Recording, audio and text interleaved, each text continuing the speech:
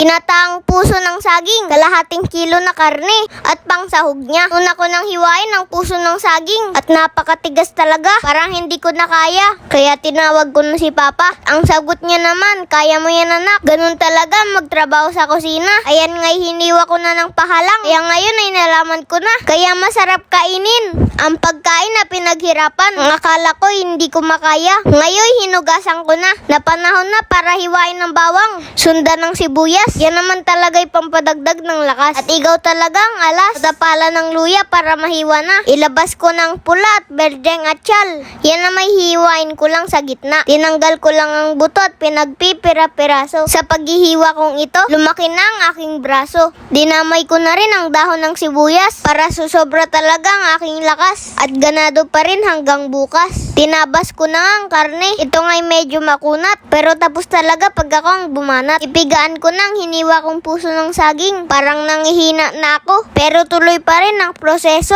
Natapos ko na nga at inilagay sa tabi. Mantika kagad sa kawali. Bawang, luya, pinagsama ko na. Naghihintay naman ang pulang sibuyas. Nasayaw ko lang ng kaunti para may lagay ko ng hiniwang karne. Lagyan ng paminta na magkaroon ng bangat titimbang sa lasa. Tinulak-tulak ko na at pakatasin ko lang. Ito na may kalagitnaan na. Yang pinatuyong puso ng saging ay hinulog na. Pwede na mag-selfie kung ikaw ay happy. Teka lang, parang may kulang. At siya latanglat. Ilagyan pa ng pangalawang piga na gata para may sipa. Dahan-dahan lang tayo sa paghalo ng hindi mapalo.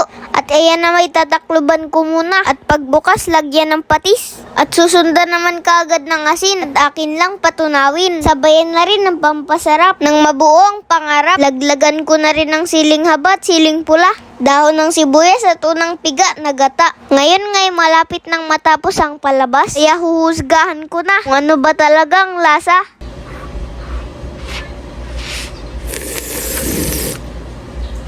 Napakayami na! Ang sarap!